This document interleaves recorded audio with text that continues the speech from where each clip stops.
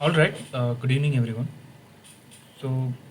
Today I'm going to solve two questions, uh, which is one is related to solid propellant rockets and another is related to liquid propulsion systems, so that it will be easy for you to understand and you can uh, apply the logic to get answers for your assignments. Okay. Similarly, if you have any doubts, we will complete these two questions and then you can ask. So, of course, if you have doubts while I'm solving, you can ask me then and there. But if you have doubts regarding the sessions or doubts regarding the assignment questions or previous week's assignment questions, you can ask me at the end of these two questions, so that it would be helpful for everyone. That's what. Anyway, uh, so I believe you all gone through the week 9 lectures, and if you remember, what we did was Professor started talking about liquid propulsion systems, um, and he was also talking about initial ignition characteristics of solid propellant systems. And by then he stopped talking about solid propellant rockets and then he started liquid propulsion system. And if you have gone through, there has been a lot of cycles which you need to know, right? I mean, lot of cycle in the sense, what are the arrangements or available propulsion systems currently in use. Okay, so we see all these we saw all these systems, and I think you will be again so you will dive deep into liquid propulsion systems in coming week. So uh, having understood that, today we will solve a simple problem in liquid propulsion system, which is enough for assignment 9. And moving further from next week, we will solve a more complex system based on your assignment questions. Okay, so uh, so the first question we solve today is it's based on solid propellant rockets. So I just I'm just going to give you all the input parameters, and based on that we are going to find characteristic length, time, and the non-dimensional time to reach 90% of equilibrium pressure. So we'll see what are these parameters, how it is going to help us. Okay, so we have for this rocket motor, the following data is given for a solid rocket motor. So there is this throat diameter given, okay, and then a cylindrical port cavity with a initial diameter and length is given, okay, and then the characteristic velocity is also given, capital gamma. We no need to calculate capital gamma again and again. So for a given gamma, let's say for a given uh, rocket motor, for a given propellant, we know the product gas, and based on that we will find specific heat. And after finding specific heat, we, if you remember, we have a relation, capital gamma relation, right? So this is also given, um, and the equilibrium chamber pressure is given, that is the initial equilibrium chamber pressure. After ignition, what is the initial equilibrium chamber pressure you are going to have in your rocket motor? That is 7 megapascal. Okay, now linear burn rate law we are going to use, which is the same, RB is equal to APN. Okay, so for this, they didn't give the full burn rate law. Here it's only the exponent is given. It's called pressure exponent. The n parameter here is given here. Okay, and the initial pressure after the flame spread is 1 megapascal. So if you see the initial ignition transients will be like, there will be a ignition, and then there will be flame spread, and then there will be uh, chamber filling process, right? So from flame spread to it has to reach the equilibrium pressure. So that will be happening. So we are going to first find out what is the characteristic length, time, and then finally we will find non-dimensional time to reach 90% of equilibrium pressure. Okay, so let's quickly write down the given parameters. So diameter of throat is given, right? So throat diameter for the nozzle, right? When they say throat diameter, it's for nozzle. And C star velocity is given, which is 1650 meter per second. Then they also give capital gamma to be 0.65, and the equilibrium pressure PEQ is actually 7 megapascal. Okay, so there is this something called cylindrical port cavity, right? So what is this cylindrical port cavity? They say they have initial diameter to be zero point 0.1 meter and then length to be zero point 0.2 meter. They are telling it is cylindrical port cavity for a solid propellant rocket motor. What is this port cavity? Can anyone guess? This is initial surface area So, so it's a cylindrical grain, or surface. right? Could be length, sir. So it's a cylindrical grain, the propellant grain is, and there is a cavity within it, right? So there is going to be empty space inside. So We can let's call as volume, na, sir. That both in calculate volume, no? yeah, we should calculate volume. So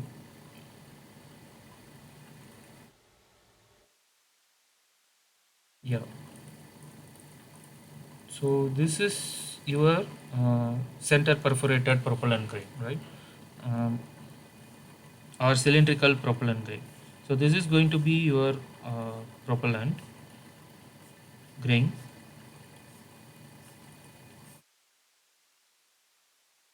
okay?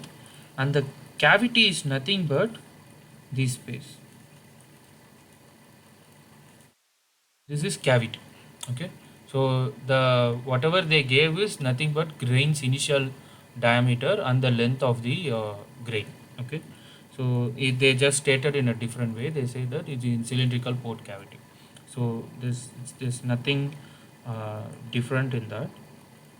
And they also gave the pressure exponent to be zero point 0.3, and there is a initial pressure also given. The initial is given to be 1 megapascal. Okay, I hope the question is clear. So there are some uh, given data, and we were asked to find characteristic length, time, and a non-dimensional time also. Okay, so now the first thing is to find characteristic length.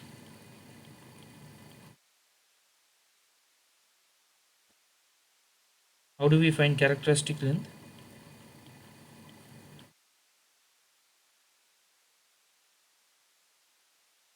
Call it L star. How do we find characteristic length?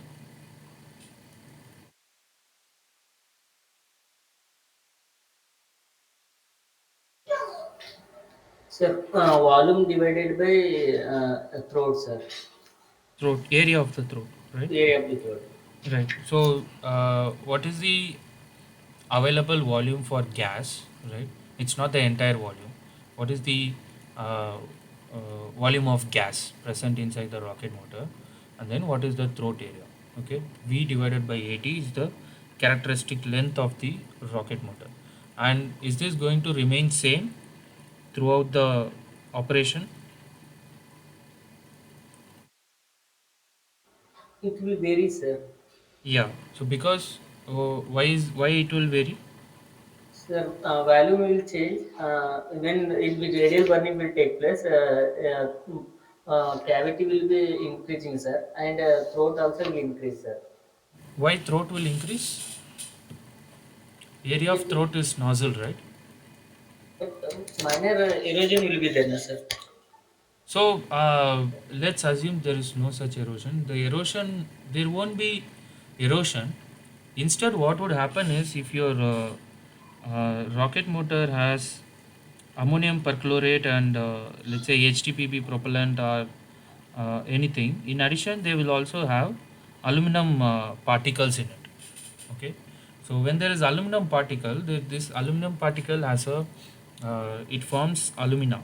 Okay, so this Al forms Al2O3, okay, and the uh, say the boiling point of Al2O3 is very high. It's nowhere near 3000 Kelvin or so. Okay, so its melting point itself is around 2500 Kelvin, around that. Okay, so these Al2O3 will be like a liquid droplets, okay, inside your combustion chamber. And when it is accelerated to come out through nozzle, what happens, it goes and settles in the nozzle, sometimes in the nozzle throat, sometimes in the nozzle converging part, so few in the diverging part also.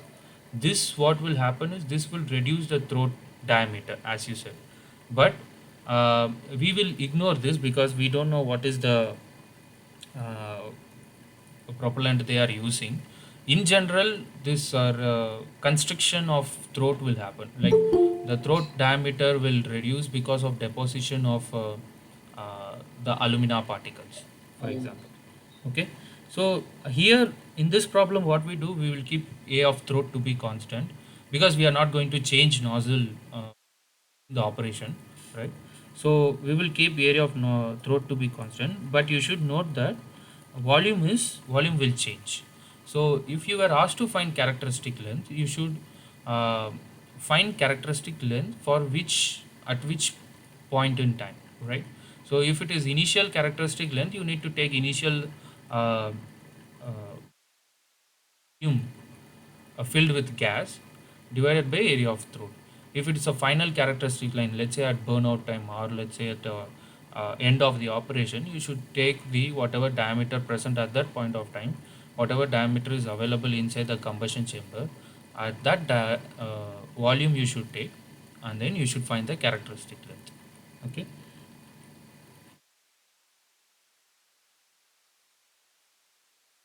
So having understood that, we will first find the volume of the this cylindrical cavity. So what would be the so there is this cylindrical cavity. Mm,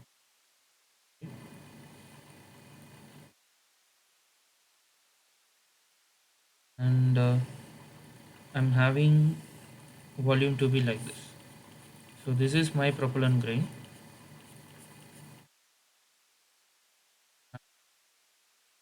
This is the initial diameter, and this is the length. So we were asked to find what is the initial characteristic length corresponding to initial diameter. So it should be pi by 4 di square times length of the crane. Okay, so all these parameters are given, so it's going to be pi by 4 times di is 0.1 square times length is going to be 0.2. Okay, so this is going to be your volume, it will be in meter cube. And area of throat is nothing but pi by 4 dt square, right, diameter of the throat.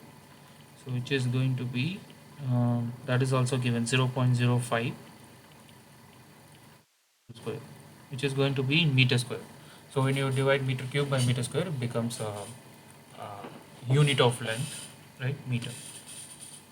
So now let's find L star. L star is going to be pi by 4 times 0.1 square times 0.2, right, divided by pi by 4 into 0.05 whole square, right.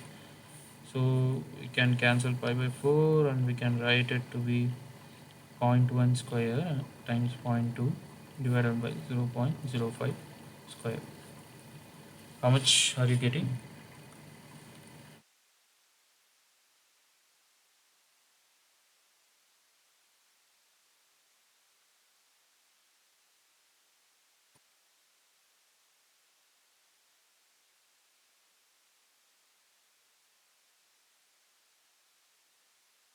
Which is it coming around?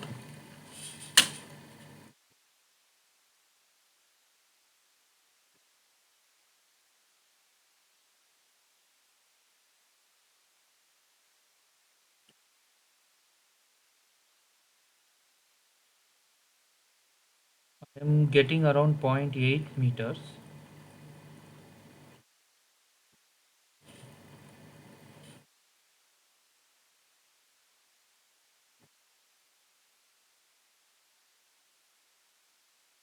So did anyone get zero point 0.8 meters? Yes, sir. Okay. Uh, thank you. So the next question is characteristic time, right? So I think we did not read as CH, right? TCH. I'm not sure. So what is the, how do we find characteristic time? What is the relation for that?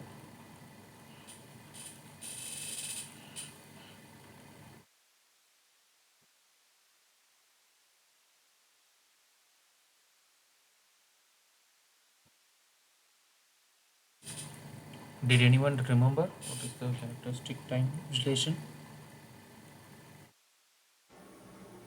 Sir, L star by C star into gamma square.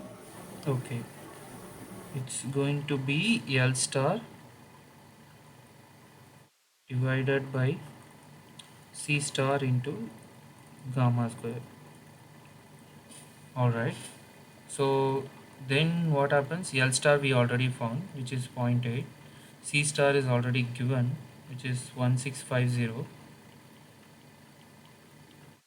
So we have gamma square. Gamma is also given, capital gamma.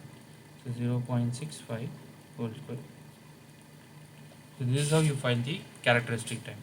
So what happens? This L star is also a function of time, right? So this can vary, right? Um, but in the initial ignition part, you can ignore these variations because volume is not going to uh, change much when in the initial ignition uh, time. After that, when it reaches let's say equilibrium pressure, after that it is going to be slowly get consumed, all the propellant is going to get consumed. But if you compare how much amount of volume change it has compared to whatever it does in steady state operation than in this initial transient, it's going to be very less.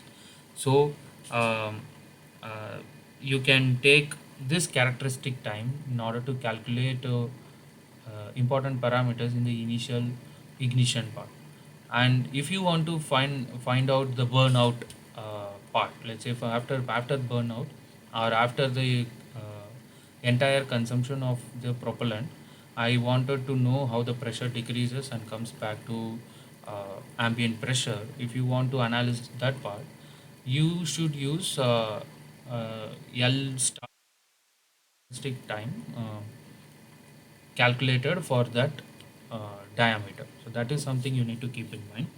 So if we do this, what happens?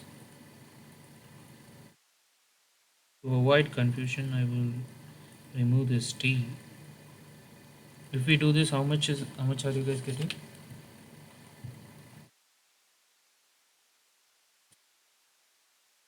650 0.65 square 0.8 divided by.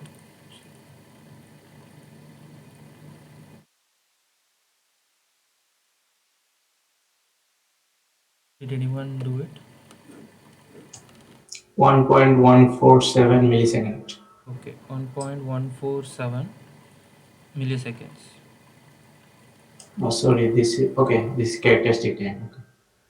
There is another thing called non-dimensional time as well, right? Right, right. For that, so what? How does non-dimensional time works is, so this is, let's say, t dash. It's nothing but the time divided by characteristic time. So both should have seconds. So that's why non-dimensional time doesn't have dimensions. Okay. So this is also, it can we can also write it as 10 power 3 seconds. So it's just milliseconds, 1.147 milliseconds, and this is also done. So So, what is the significance of both of this characteristic length and characteristic time? So it actually depends on. So we do this. If you remember how we got characteristic length and characteristic time, it comes from uh, mass conservation, right? So it comes from mass conservation in the initial ignition time, right? So we go to put it.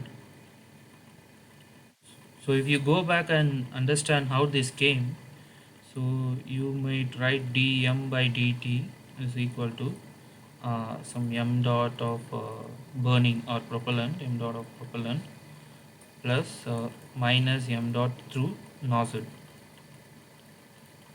right?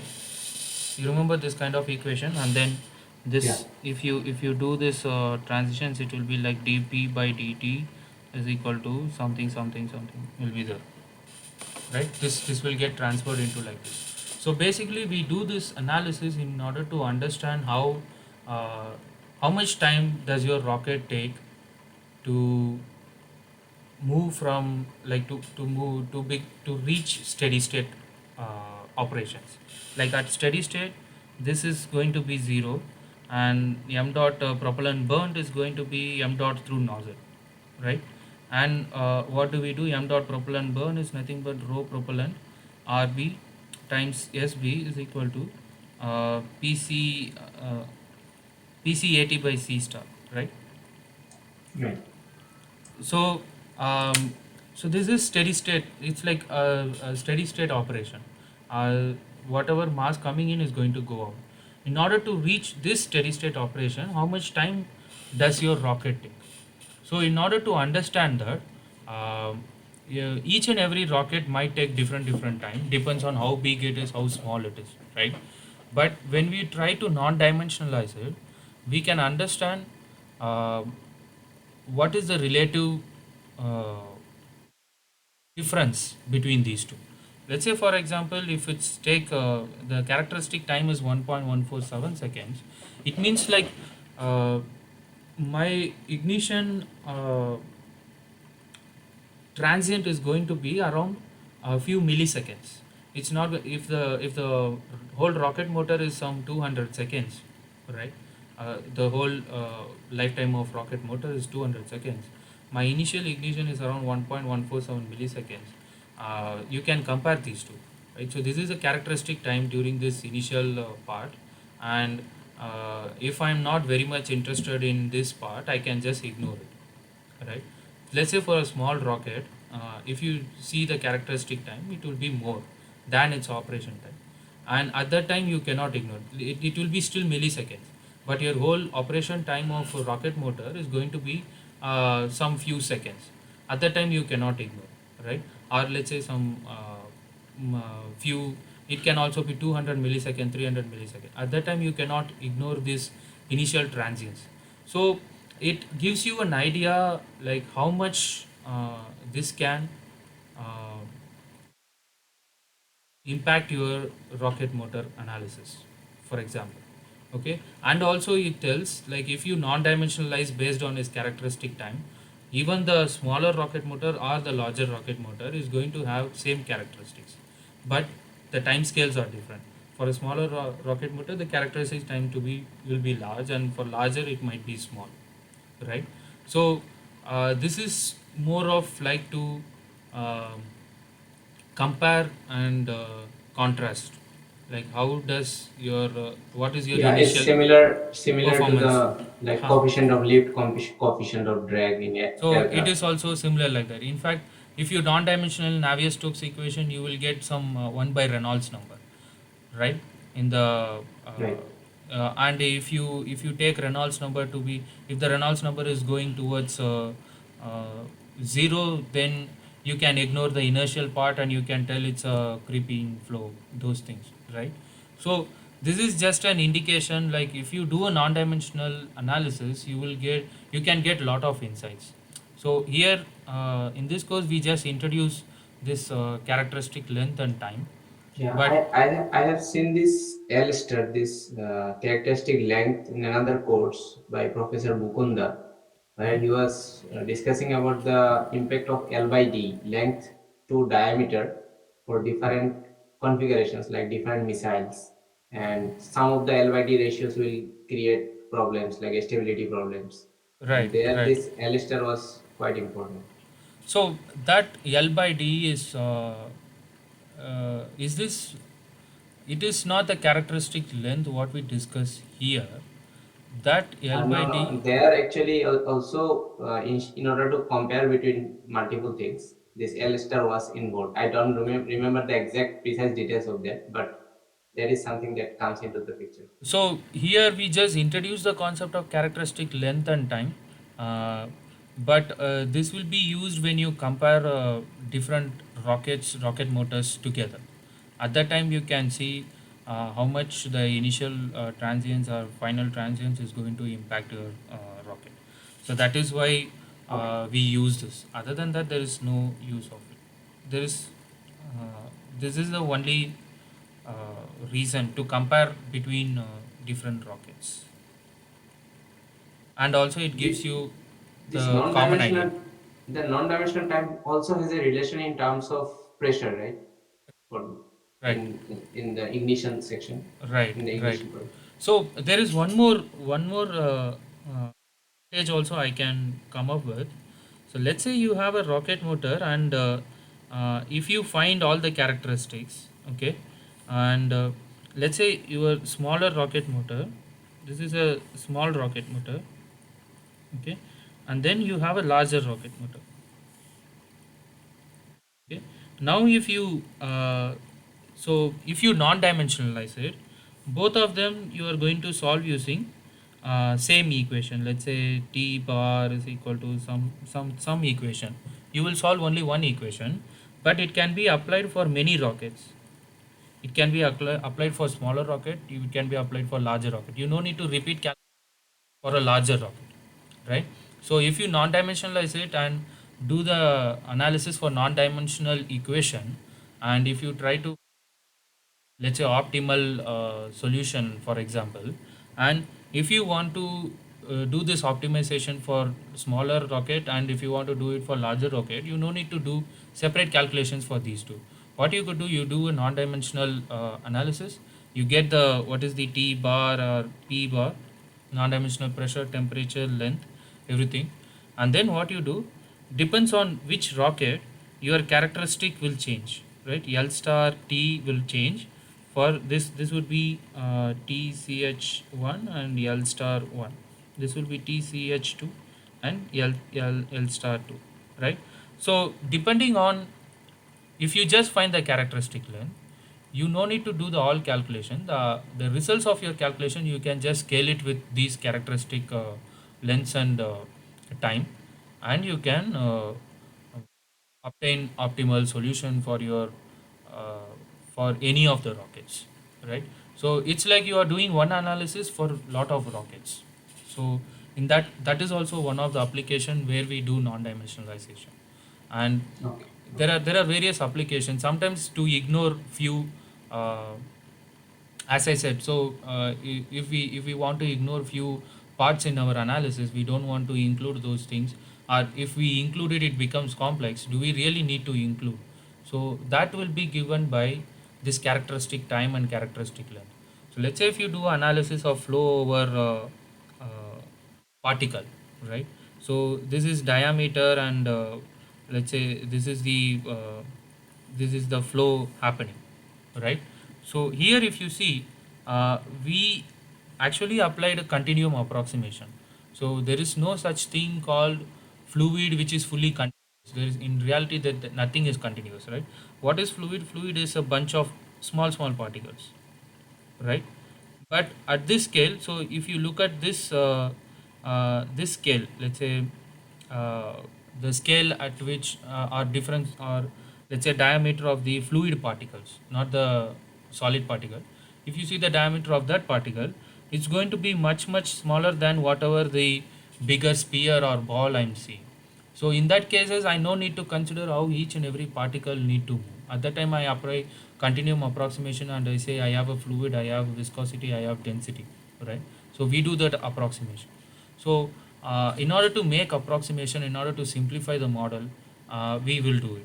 If, let's say, if you reduce this diameter to, so let's say these gases are at, let's say, Armstrong or nanometers, and if you reduce your diameter to nanometer, you cannot apply the same approximation here, right? Because your particle is not impinged by a continuous medium. Instead it is, so there is going to be one gas molecule, and there is going to be one bigger particle, and these two are going to interact, and here the continuum approximation fails. right? So Means sometimes, the mean free path is in the order of correct. this characteristic length. Correct. So, here the characteristic length would be diameter d, right? Because we need to compare d with whatever happening around it. So you will compare this with mean free path, right? If the d is very much greater than mean free path, then you apply continuum approximation and do your analysis. If d is comparable to mean free path, then you cannot do it, right? So Yeah. sometimes in order to uh, find these relations, we need to find the scale, and that scale we term it as characteristic scale. So this will be very helpful in most of the fluid dynamics problem. Some fluid dynamics problem you won't be able to solve in a dimensional form. Instead, you will be able to solve in a non-dimensional form. So it simplifies your equation to a greater extent, and then it will be easy for you to solve. And that is the reason we do non-dimensionalization. Also has other advantages.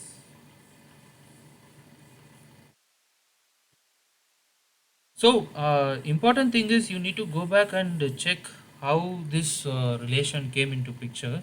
So we didn't do this for what's say the steady state approximation. We did only when there is a initial transience, right? So this is something you can think about it.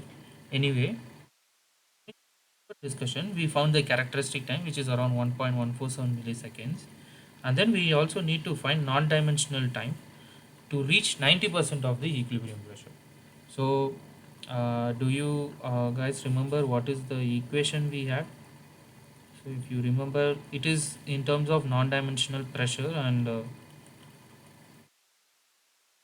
this was the relation we had, right? So the non-dimensional pressure. So basically we did the mass conservation, and we applied this L star and TC, and we reduced our equation to so simple form. That is, uh, that's why the non-dimensionalization is a powerful technique. So instead of seeing this as dp by dt is equal to um, some c star v at, I guess it's going to be very complex, right? Let me write it down. So v was down, gamma square c star at by v times sb rho p a p n c star by at minus p. Basically this was our relation, right, for the initial transients part. So what we did was we did this non-dimensionalization, and it came out to be like this. So here what is p bar? P bar is nothing but some pressure divided by some characteristic pressure, or here here we took it to be equilibrium pressure. Okay, because at equilibrium pressure uh, this thing is going to be uh, the dp by dt is going to go away, and it's going to depend only on burning surface area, right? And similarly here it's going to be t bar. T bar is nothing but t by tch, right? And So it should be like ln of so 1 uh, minus t yeah, yeah, initial. yeah. So here, so this big equation, what I'm trying to say is this big equation has got converted into a simplified equation, which we can easily solve using calculus, right? So here what I need to do is I need to find the non-dimensional time to reach 90% of equilibrium pressure. So I need to reach pressure to be 90%, which is zero point 0.9 times p equilibrium. So in that case, what happens? My p bar is going to be zero point 0.9, right? So p by p equilibrium is going to be p bar is zero point 0.9, and then so I have a equation to be dp by dt. So I will dp bar by p bar n minus p bar is going to be dt bar. So I need to find this non-dimensional time. So I will do from 0 to let's say, let's keep it t bar, or let's say tb bar, something like that. And we will go from initial p bar to final p bar, which is zero point 0.9. So that is what we need to find for so here p bar becomes 0.9. So p initial we need to find out. What is p initial? It's going to be p initial divided by p equilibrium. So you need to use the same scale, right? So is p initial given? Initial pressure is 1 megapascal, right? So if we do that 1 megapascal, 1 into 10 power 6 divided by equilibrium pressure is also given, which is 7 megapascal. That's the scale we are taking. uh, so if we can answer, it is going to be 1 by 7.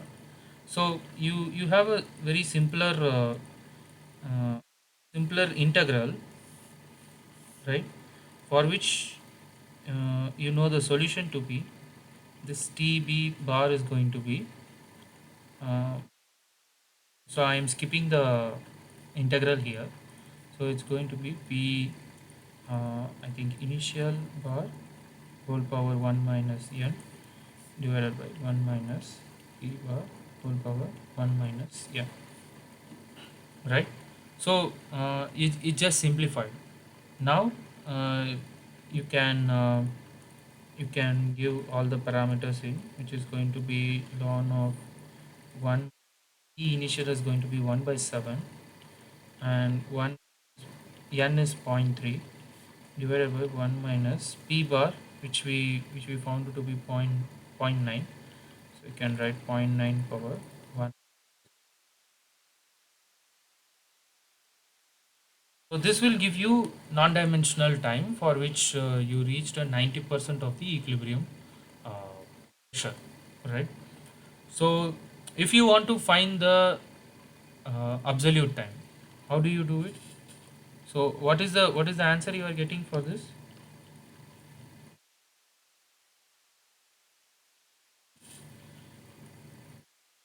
It,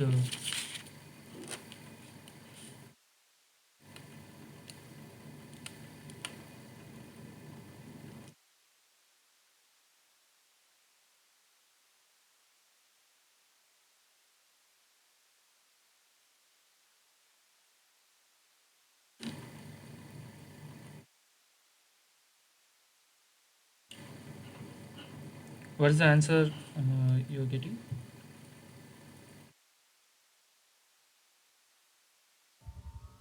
2.348. Okay, 2.348. So this is a non-dimensional, so there won't be any dimension. Let's say if I want to find what is the time, okay. So I want what is the time to reach 90% of equilibrium pressure, right?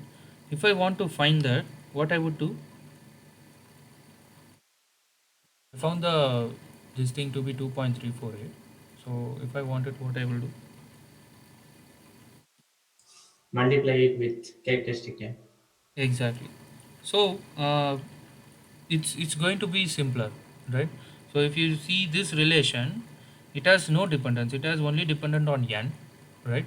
And depend on initial pressure and to which pressure you need to reach. That's all it depends. So let's say your propellant changes your n, okay. You no need to derive this. You no need to go input a b v s b. You need to calculate s b rho. All these things you no need to do, right? In order to do the same analysis, you just need to change this n, get the tb, find the only the characteristic time for that, and then multiply it to get the time. You no need to perform other calculations, right? That is one of the advantage of this. So if you multiply it, even though it's not been asked in the question, I'm just showing you. If you just need to multiply by characteristic time, which is 1.147, right? And milliseconds. Now it will be in milliseconds because you multiplied with the characteristic time, which is in milliseconds. 2.7 milliseconds. Okay, so 2.7 milliseconds. That's it. So I have shown you one part. Um, you calculate for given data. So I think based on this, there are few more questions in assignment. I encourage you to uh, be careful while taking the pressures and scales. Okay.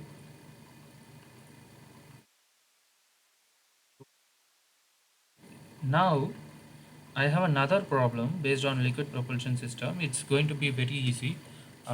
We already done most of the part in our the combustion, right? If you remember chemical, it's not, we didn't really do chemical equilibrium, but we found the temperature of the combustion chamber. We found the moles of mole fractions, moles of each and every products. We found gamma. So using that logic itself, you can solve this question. So here we have um, a pump-fed liquid rocket engine uses liquid methane as a fuel and liquid oxygen as a oxidizer. Okay, the engine produces a thrust. So thrust is given, or a burn duration is also given, 120 seconds, and the propellants are fed into the combustion chamber at a pressure of 6.4 megapascal. So the chamber pressure is 6.4 megapascal. So using separate high pressure pumps for liquid methane and liquid oxygen. So they are pressurizing the liquid methane and liquid oxygen using high pressure pumps, and they are feeding into the combustion chamber at a pressure of 6.4 megapascal. Right now, the liquid hydrogen is actually stored in the tank with 2.4 megapascal, and the liquid methane is stored at zero point 0.8 megapascal. So the pressure at which it is stored is different, and they are using pump to pressurize it and put it in the combustion chamber with 6.4 megapascal. So the propellant characteristics are follows. The density of liquid oxygen is given, density of liquid methane is given, ISP is given, and also mixture ratio is given. So what you need to find out is total mass flow rate through the nozzle, and we have volume flow rates of liquid methane and liquid oxygen, and similarly power required to drive this pump. Okay. um, so it is going to be easy and straightforward. I expect you to give me share your thoughts on how to solve this problem. So first Sir, we what need is to, the sir, yeah, what is the ISP, sir? 2750 Newton, Newton second per kg. Newton second per kg. Hmm. What is the ISP, sir? Okay, you need to know what is ISP. So ISP is nothing but how do you put it? So it is thrust by mass flow rate, right? So if you remember, you may need to go back and refresh your memory on it's a specific impulse. Uh, does that answer your question? So let me explain you. It is an important parameter in any rocket propulsion systems. Okay, so if you take a solid propellant or liquid propellant system, whatever be the system is, the important parameter of a rocket propulsion system is ISP. Okay, it tells you it's a kind of mileage to the rocket. So in bike you have how much kilometer it goes per liter of fuel, right? Similarly, ISP is like how much thrust. Here we are interested in thrust, how much thrust we will produce at the end of rocket. So that is going to propel my rocket to the space. How much thrust I am producing per unit mass flow rate of the propellant. So per unit mass flow rate out of the nozzle, how much thrust I am producing is what ISP is. Okay. So you need to go back and refresh your memory from week 1 and 2 lectures. So there we detailedly discussed about ISP. Sir, I, sir, no recording videos I am not getting. so the recording videos, if it's available in the portal, I will come back to you. Okay. After solving this, I will show you how to access those. Okay. Yes, sir. So first we need to find mass flow rate. How do we find it? Thrust by ISP. Okay, so we know that ISP is forced by or thrust by mass flow rate. So we just need to find mass flow thrust by ISP. Okay, so simple. What is the thrust? Thrust we have to be 3000 kilonewton. And then ISP is 2750. Should I multiply with some constants or something in order to make it consistent with the units? No, the units are already Newton second per kilogram, so it will directly Yes. give. Yeah, so here it is Newton, here it is Newton second per kilogram. Maybe if I would have given that to be meter per second, you guys might have been confused. Anyway, so this is both are interchangeable, which is something you need to note. So this is going to give you kg per second. How much are you getting mass flow rate? 1090.9. Okay, 1090.9 kg per second. See, Okay. Huh. Now comes the second one, where I'm supposed to find volume flow rate of liquid methane and liquid oxygen. So why we need to find out is this is going to help us in finding the power required in the pump. Okay. So we need to find volume flow rates of both liquid methane and liquid oxygen. Okay. So sorry. Let's write it to be Q dot. Okay, Q dot is usually used for volume flow rate, right? So we need to find these two. How do we find out? Based on these parameters given, based on these inputs. first we have to use the mixture ratio to find the mass flow rate of both the fuel as well as liquid oxygen. So there is mixture ratio given to be 2.26, right? And what is this mixture ratio? Mass flow rate of oxidizer divided by mass flow rate of fuel. So the mass flow rate of oxidizer by mass flow rate of fuel, and this is going to give us here the oxidizer is liquid oxygen, right? So it's going to be liquid oxygen divided by methane, liquid methane. So this is going to give us m dot LOX is going to be 2.26 times m dot CH4. Okay. How do I find individual mass flow rates? No, the We have relation to between these. we have to CH4 plus m dot LOX. From there, we have to divide by m dot ch. M dot is equal to m dot ch4 plus m dot logs. Oh, So okay. So what we we'll already use, know is yeah, this m dot is total, right? It is nothing but whatever Kabit said is correct actually. So we have m dot LOX and m dot CH4. So whatever the mass flow rate coming out of the nozzle or coming out of the nozzle is going to be mass flow rate is going to be constant everywhere, right? Mass is conserved.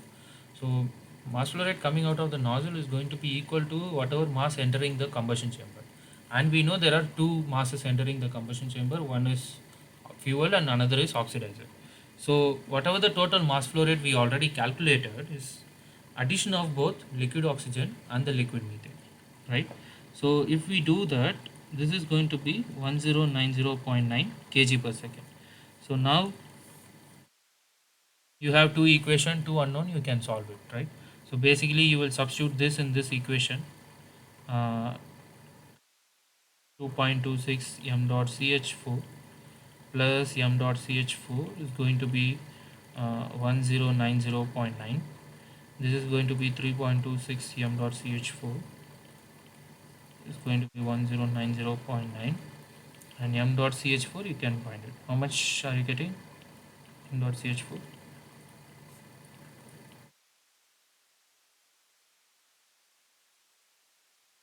Once you find m dot ch4 you can find m dot liquid oxygen. 334.6 kilogram percent. 334.6. 6. Okay, kilogram per second. So how about liquid oxygen? 756.26. 756. 756.3. 3, okay, kg per second. So we found the mass flow rate. Now we need to find volume flow rate. How do we do that? Volume flow rate is using density. exactly. So it's going to be m dot of LOX divided by rho of LOX. Similarly, it's going to be m dot of CH4 divided by rho of CH4. And both the densities are given. What is the density of oxygen? Oxygen is given to be 1141 kg per meter cube. It's a liquid oxygen. And methane is it's equal to 424 kg per meter cube. Okay, so let's plug in those values here. It's going to be 756 divided by 1141, and this is going to be 334.6 divided by 424. What is the volume flow rate you get? Log is 0.66 meter cube per second. 66 meter cube per second. And methane?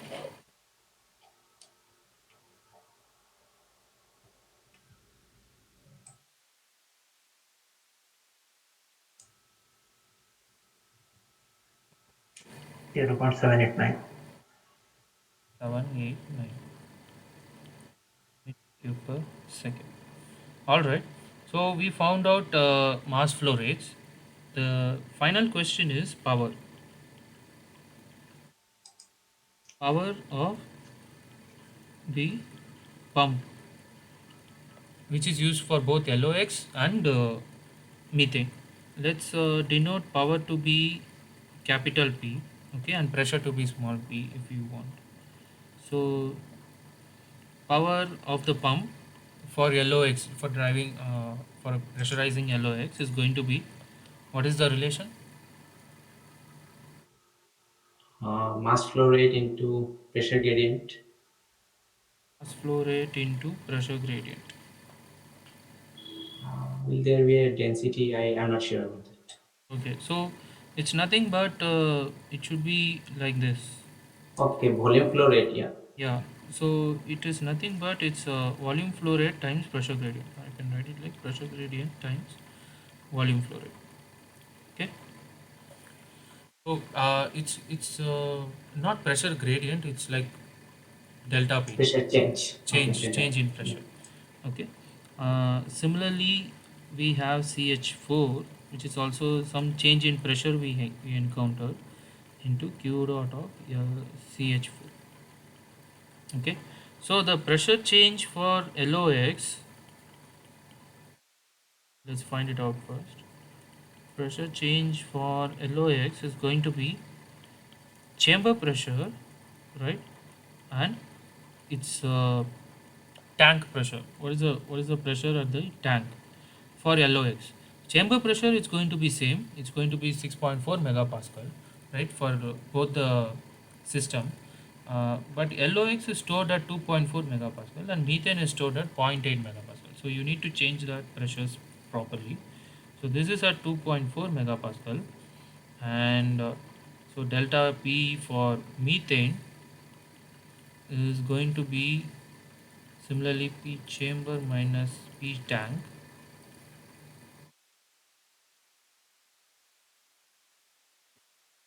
which is going to be 6.4 minus zero point 0.8. Okay, so I believe this is 4 megapascal. You need to be careful with the units. And then similarly here it's 5.6 megapascal. Okay, so we found the change in pressure. Now it's straightforward. The power required to drive that pump is going to be this 4 megapascal, which is 4 into 10 power 6 into volume flow rate of liquid oxygen, which is 0.66. Similarly, the power required for methane to pressurize is going to be 5.6 into 10 power 6 times the volume flow rate is 0.789. Okay. So how much watts? So what is the units here? Watts, right? 2.6, yeah. 2.65 megawatt for logs. Right. So we can directly write it as in megawatts, 2.65 megawatts And how about methane? 4.4 megawatt. 4.4 megawatts. So the total power required to drive this these two pumps is going to be addition of these two, right? So yeah, it is anyway not ours, but you just need to understand that. But in addition, what happens is it has some efficiency also. So here we completed all three, but additional information is that uh, these pumps will have some efficiency. So just multiplying means if you just give you 2.62 megawatts, the pump is not going to exactly pressurize it to 6.4 megapascal. Okay, it will pressurize to 6 megapascal or less because it has some efficiency factor. Let's say if some efficiency is given, so let's say some efficiency of pump is given. Let it be constant for both. Okay, let's say it has some 70% efficiency. Then would you find how much power you need to give to the pump? Divide both the power by the percentage efficient. Right. So if you denote it as P dash, it's going to be this is the power required to increase the pressure, but the pump cannot do it. Pump has efficiency lesser. So what I need to do is I need to give more power. So if you want to give to more power, I need to divide it by efficiency. Or in other terms, the efficiency of pump is nothing but the power output, right, divided by power input. And what is desired is I need to have a 6.4 megapascal increase in pressure. Okay, so that will be the my power, the desired power I need, and power input is how much power I should give. So if we rearrange this, we will end up calculation. So you can do this calculation the same way for PCH4 also, and you will be end up having the higher power. Okay, so if the efficiency is given, you need to be careful and you need to do it accordingly. So For turbines, this entire thing, I think it will be multiplied again. Right? so yeah, for turbine, what is the desired and what is the say for turbine? What you are interested in turbine? Turbine is how much power For you are getting out, yeah, right? Your desired would be how much power you are getting out, but uh, the it will be able to operate at much higher powers, right? So let's say I have a pressurized liquid at the enter of the turbine, at the entrance of the turbine. So how would a turbine look? So it looks like this, right? So if you see P1 here and P2 here, P1 is going to be larger than P2, and based on that I'm going to get work output. So here the desired is work output, right? How much work I'm getting. But yeah. this P1 by P2 is going, it can create more work output than whatever work is I'm actually getting. So it is going to be work actual divided by work ideal. So ideally I can get this much work, but actually I'm getting less work. So whichever is less quantity is going to come on the top, and a more quantity is going to come down. Or whichever is um, uh, if the so if the work is done on the system, let's say for the pump, it you have to reverse the sign, right? So for the pump, you are going to put work in, right? So at that time you are giving the work. So when you are giving the work, you have to give more work in order for the pump to take care of all this uh, irreversibility is happening inside the pump.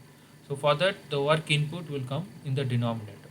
So or basically you should make sure that efficiency is less than one, right? Less than or equal to one. So if you reverse it, it is then you can reverse it back. Yeah, you are right. So you need to multiply efficiency to the power in case of turbine. That is because the difference in the denominator and numerator. You have to.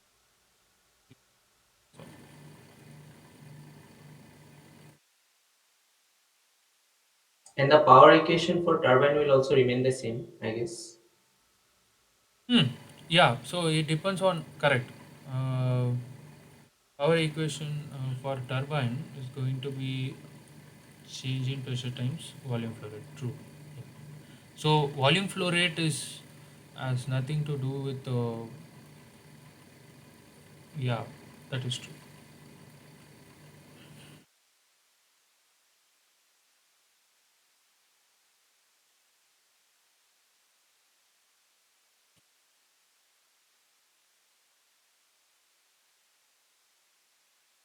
These are the two questions I have, and I thought it would be helpful for you to solve the week 9 assignments. So I thought of taking one more, but I feel like it would be more like spoon feeding to you if I solve most of the like problems. So this is at some point of time you should also think and try to solve it. That's why I restricted myself with a limited number of questions and uh, so now if you have any doubts in this the way we solved the problem, you can ask. Or if you have any doubts regarding previous week's assignment and let's say course content, you can ask me. Yeah, I have some doubt on this week 8 assignment. Is the other problem issue solved? There was one insufficient data. Is there, right? Yeah, that has been re-evaluated. Aha, okay, okay. So, what was the problem? Uh, could you please explain a little bit in more detail? Question 5, 6, and 7. They are all related. Week 8. Yeah, week 8. Okay, It has to do with the n exponent okay, for composite, double base, and plateau burning. okay.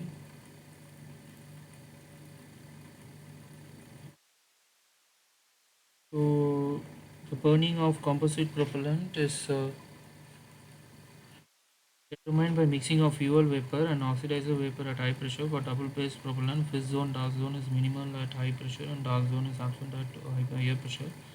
Answer the questions 5 to 8, suitably fill in the blanks. So for the composite propellant burning at pressure of 2 megapascal, N would be greater than 0.4. What is 0.4? Why is it suddenly coming into picture? It's an example value. It is nothing like it is not been calculated. It is just given. Okay, but why 0.4? Anyway, I think it's a typical value for the transition for the that curve P curve. is it?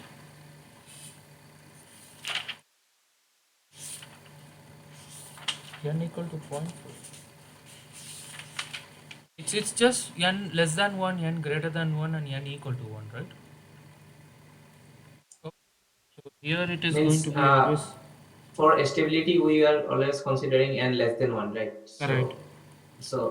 Now this 0.4 is some critical value like for which differentiates between double base and Okay, okay, composite. okay, okay, okay. Now I get it. Now I get it. So it's okay. So then it has something to do with observation, right? So this is so what it says: burning of composite propellant, mixing of fuel vapor, oxidizer vapor at high pressure for double base propellant, fizz zone, and uh, dark zone is minimal at high pressure, and dark zone is absent at higher pressure.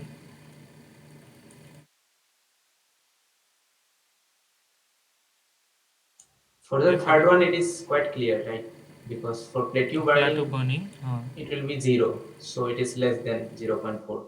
Okay, But for so the other two, other two for plateau burning in the sense there is no increase or decrease in pressure, so the exponent would be zero, right?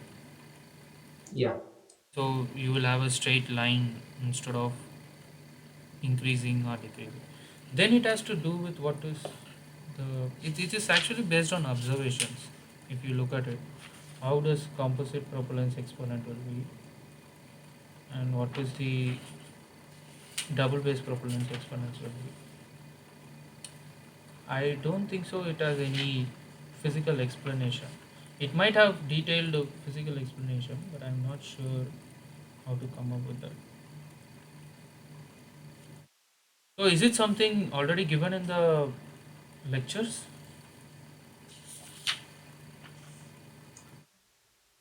It was not said to be precisely zero point 0.4, but something like 0.3, 0.4. Zero. Yeah. Yeah, yeah. That's what I also remember. Some p if n is less than 0.3, it's usually for double base, right? Is it double base or composite? I think the issue here is to find which one will have more N, whether it is double base propellant or composite propellant at a particular pressure of 2 megapascal. Okay. Okay. I'm not entirely sure what it means. You have the book of Professor Amount. Yeah, that's what I'm Uh, checking. in that page 144, where the mechanisms have been described, I think there you'll get some idea. Page 144. I think I'm having a different version. So under which heading it comes? Chapter 5, 5.2. uh, 5.12, 5.1.2. Okay, 5.1. So pressure is greater than. Mhm. The paragraph, the pressure of interest in solid propellant rockets. Right, right.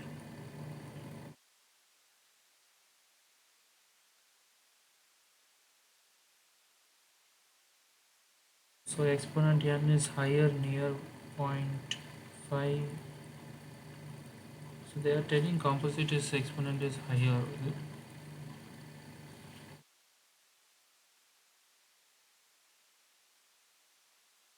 Normally, the burning mechanism of composite propellant suggests that pressure increases, burning rate all increases too.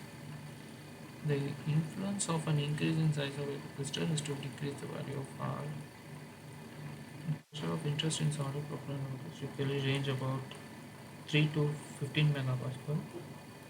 At this pressure, the diffusion flame dominates and the exponent varies from about zero point 0.3 to zero point 0.4. At reduced pressure below 1 megapascal, for which premix AP flame controls the burning, and exponent n is higher near to zero point 0.5. So in the range 3 to 15 megapascal, they are telling exponent is zero point 0.3 to zero point 0.4. Okay, it looks like very quick explanation is there. I'm not quite familiar with this. I will look into it and let you know, Zama. Kabir. Yeah, actually, it Do is you said have any that, specific doubts like why it is in that or yeah, I have this specific doubt like from 3 to 15 megapascal, the variation is from zero point 0.3 to zero point 0.4. So at 2 megapascal or less, the flame will be mainly premixed dominated instead correct? of diffusion dominated. So Correct. in that case, it should go even lower. So it should go less than zero point 0.3. So this part is clear, but what about, and that is what I have answered, and it is correct that n is less than zero point 0.4 in, but in case of composite propellant at 2 megapascal. Reduced values of pressure below 1 megapascal for which premix AP flame controls the burning. Exponent is n is higher near to zero point 0.5. No? It says exponent is higher,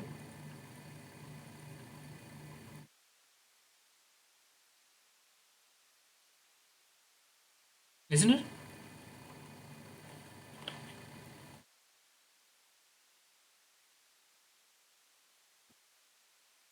Kabir, I think you are in muted. Yeah. I have not looked at the next sentence, but I have made the conclusion that it is varying from zero point 0.3 to zero point 0.4 for a variation of 3 megapascal to 15 megapascal. So if we go a little bit lower than 3 megapascal, it should be lower than zero point 0.4, True, obviously. true, true. Yeah. So that is what I have concluded. But for the double base, I have not got any. And so I have taken it directly exactly opposite that it should be more. but that answer is has been marked as wrong. Double base propellant n is Okay, more double than. base it is more. Okay, but double base I took it as 0.4. So I, So basically, see, these pressure exponents are difficult to explain. Uh, you don't know why pressure exponent is high or low. Okay, you can just say that based on stability, I need to have less than one. Uh, so for sometimes, depending on which flame is present, the exponent is going to vary. yeah, but I have understood it based on the that fact that it is 0.3, Correct. 0.4. But Yeah, yeah. from a phenomenal, from a physical standpoint, why is the composite propellants n less compared to that of double base propellant at the same pressure? That is my doubt. So if the exponent is high, uh, what it means? Exponent, higher exponent. Let's say you have two propellant, one having pressure low exponent, one having higher exponent, right? So if you have higher exponent, what it means? So for a small change in pressure, you are Rate going of to have burning will be large. large, right? And if you have lower exponent, the lesser exponent is going to have less change. Anyway, it's going to increase. Both is going to increase. Burning rate is going to increase, but the burning rate increase is more in terms of when n is higher. So the in double base propellant, uh, it it is easy to have higher. It's observed to be having higher, and one of the speculation given, it's all are speculations. Once you enter into the research, it comes more from experience and speculations. So till now, the based on observed phenomena, we just speculate that it could be more efficient, and it also depends on what is the propellant we are using. Let's say for double base propellants and nitramine propellants, they are more reactive, right? So they will be for a small change in pressure itself, they will be more reactive, which leads to more higher index values, right? So isn't it higher values of index for double base propellant? Yeah, as per the answer, it is more than So yeah, more than 0.4. Yeah. yeah, so basically why it would happen is you can even refer the book. I think it's in 5.1.3. You can see that the addition of AP to a double base propellant promotes diffusion combustion between oxidizer rich gases from AP with fuel rich gases from double base propellant. This reduces the higher values of index N seen in the double base propellant due to premixed nature of combustion.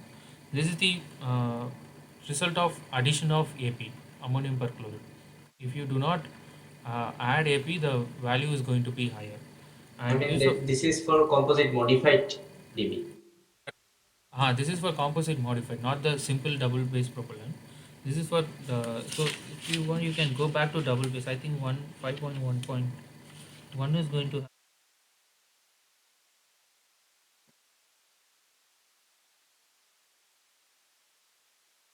Just trying to give an explanation, but I will look into it and come back with a better explanation. Okay, okay. Uh, My so question is like double base propellant, is it dominated by premixed flame, and composite propellant, is it dominated by diffusion flame if we go like it beyond is getting a indeed. So premix and diffusion, it is clear, right? So because in double base propellant, you are already mixed both of the propellant molecularly, right? right, right. So it's a pre-mix flame, definitely, right? You already mix fuel and oxidizer together. So what the flame will be pre-mix flame. Pre-mix flame is more efficient, in fact, if you say, and that is what used in both explosives also. Explosives all are pre-mix flame. Um, but if it is an let's say composite also we mix both fuel and oxidizer, but it is not molecularly mixed, right? It has a the ammonium perchlorate HTPB is a full binder, and then ammonium perchlorate sits as a small uh, Two separate huh, phases. Yeah. you can see a clear phase in between, and you have to burn ammonium perchlorate and HTPB, and these two should meet at some point, and then it should start reacting and give major products. So it's like oxidizer has to travel, fuel also has to travel, meet at one place, which is a diffusion flame, and then it has to give products. But in premix, it doesn't need to travel. It is already mixed molecularly, so it can easily combust and it can give you products.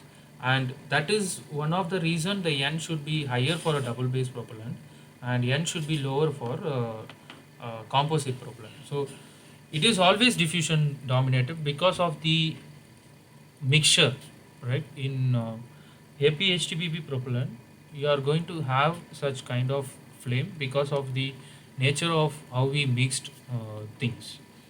So premixed leads to higher rise in rate of burning compared to So, diffusion. see, you already have both of the fuel and oxidizer together with you, right?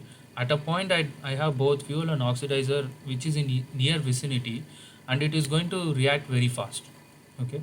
But and if it is going to react very fast, for a simple change, for a small change in pressure itself, you are going to get more reactivity. So if you take combustion course or something, you will get more idea on this. So how does pressure affects the especially double base propellants are both nitrogen containing compounds, right? Nitramines and so most importantly, it's going to be premix. Let's say, for example, if you take explosives, okay, all the explosives are premixed. They don't wait for air to come and react. If you take a petrol or fuel, you need air. Air is the oxidizer, right? So it has to come and react with the fuel, and then it will combust and give you products. But if you take explosives, TMT, or HMX, or RDX, it has both. um these are monopropellants. In fact, it is not double base propellant, but these has both fuel and oxidizer within it, and it is going to react very vigorously, right? Right, The right. same goes for double base propellant. It has the nitramine compounds are going to be there, and the, let's say, nitrocellulose and nitroglycerin, that is a double base propellant, right? So Yeah. yeah, so it has oxidizer fuel within it, and you mixed it molecularly. It's going to be there within it. It knows need to wait for some oxidizer to come and react, but that is not the case in terms of AP. So there's going to be binder and there's going to be AP particle, and here this fuel has to wait, and the ammonium perchlorate has to go and react, or this fuel has to evaporate and come here, and all these things should react in this diffusion flame, right? So whenever there is a diffusion flame, it's a problem, or it leads to incomplete combustion. It leads to not a very efficient combustion process. But whenever there is a premix flame, you are going to have very efficient combustion process. For example, your match the candle, okay? So candle is a premix flame, or is it a diffusion flame? Diffusion flame, I guess, Right. because See, it has to react with the air. right. So this HTPB is also kind of polymer, right? Candle is wax. That is also kind of polymer. So these are fuels. So fuel needs an oxidizer. An oxidizer has to come from somewhere else. It doesn't carry oxidizer within itself. So at that time it forms a diffusion flame like this, right? But and what do you see in candle? What is the color of this candle? Candle light? Yellow, yeah. It's kind of yellowish color, right? So uh, now you take let's say gas stove, okay? So what is gas stove? It's a premixed flame or diffusion flame. Premixed. Why is it premixed? Because the gas. is getting mixed with oxygen just before the ignition. Exactly. So in your gas cylinder, it doesn't. It just contains fuel. When it comes through the gas stove, due to Venturi effect, what happens? Air gets pulled in and it gets within it. Okay, and then as it comes to the burner, it is fully mixed. So it is a pre-mixed mixture, and when you combust that mixture, what is the flame you are observing? Pre-mixed flame. And what is the color you Blue. are observing? Blue. Blue. So whenever blue is the indicator of complete combustion. Okay, so it combusts fully, and then it is going to give you high energy output. Okay, but yellowish is always problematic because it gives you incomplete combustion, and it is going to give you uh, it doesn't fully react, and it doesn't give you carbon dioxide and uh, water vapor, right? So that is the basically products of any combustion. So whenever you see a yellowish flame, that is main characteristic of diffusion flame and incomplete combustion, and that is most frequently happens only when there are fuel and oxidizer are going to be different, are at different places, and they are going to come and react.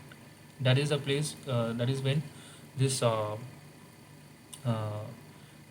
diffusion flame happens, and whenever there is a diffusion flame, it always leads to incomplete combustion. uh, but the effect of pressure exponent is something we need to understand. So I will understand. So basically it has to do with this combustion efficiency, and the effect of pressure. I will look into it, I will understand better, and I will explain it to you. Okay. But you should know the clear difference between diffusion flame and premix flame. The effect of pressure, I will let you know soon. Okay. Okay. So diffusion flame is always not advisable wherever you are. That is something you need to know.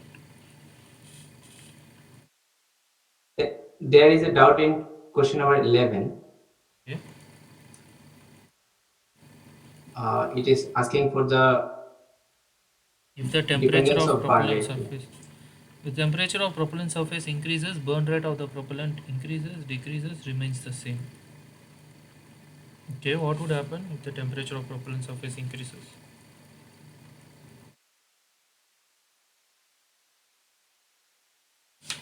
So how does it work? The combustion, let's say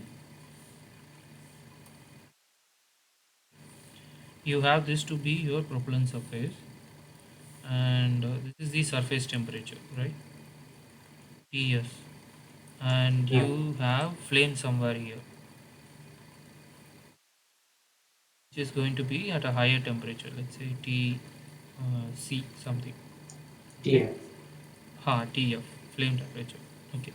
Now, uh, the burn rate RB, RB is with which velocity you are feeding in the propellant, right? So it is the transformed variable. I mean, transformed coordinate is transformed. So Right. here, if you increase the surface temperature, what happens?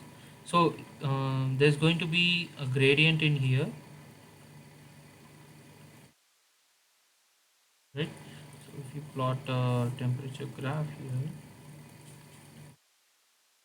T is going to be higher and reach TF. There's going to be same. This is TS. This is TF. Now, the this is temperature. This is X, right?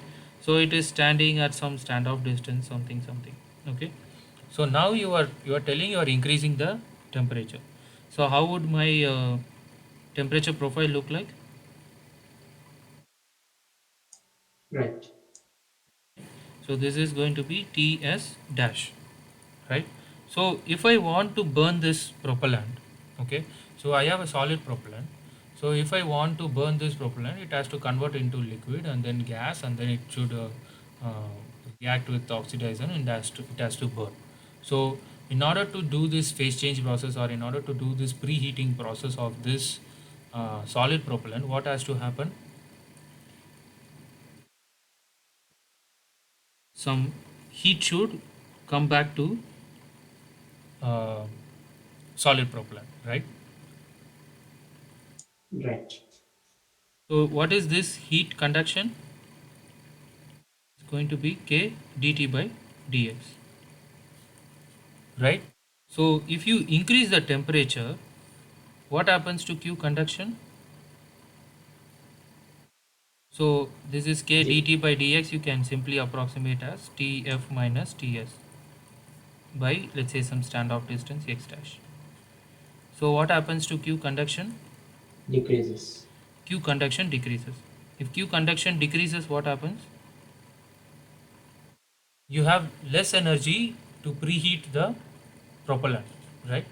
If you have less energy to preheat the propellant, only small amount of propellant will be heated. Small amount of propellant is heated, then I can only supply whatever preheated propellant I can have, which means I will supply at a very lower rate, right? We should decrease, right? Is this, am I making sense? Yeah. And what about TI? Now TS makes sense, but what about TI? There is another temperature which is the initial temperature So now initial temperature. So where you tell me where would be initial temperature is? in the bulk of the. Right. This is going to be Ti, right? So now you have to apply the same logic. Here I have Ts, here I have Ti. Okay. Now I keep Ts to be same. I have Tf.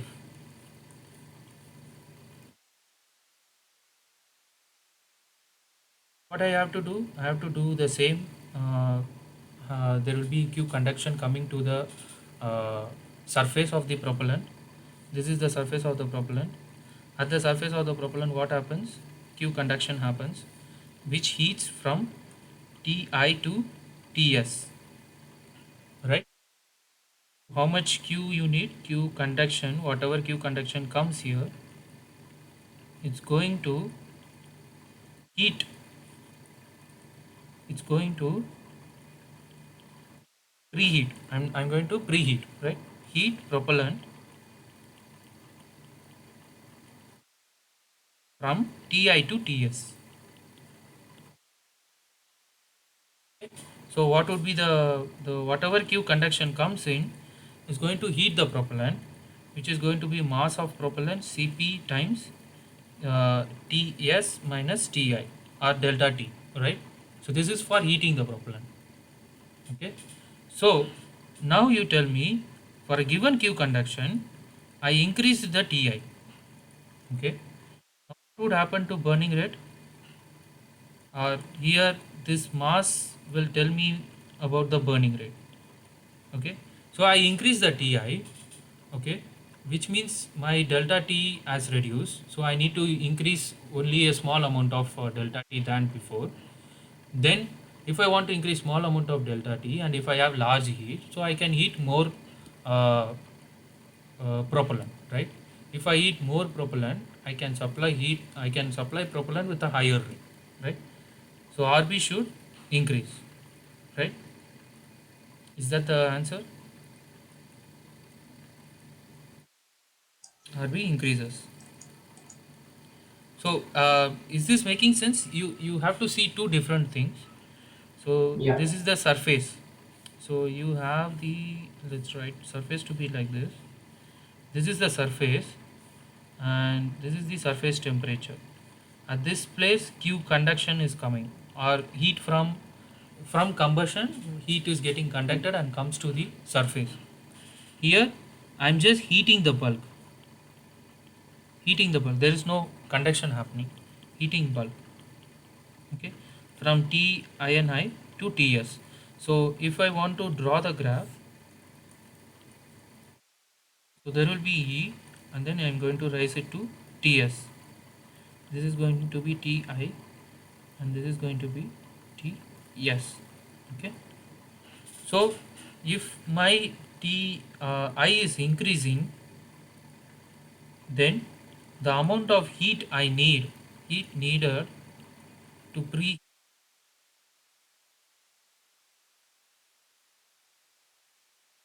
reduces as Ti increases. That is clear. So if heat needed preheat reduces, then I have so you cannot control conduction. It is coming to you. Okay.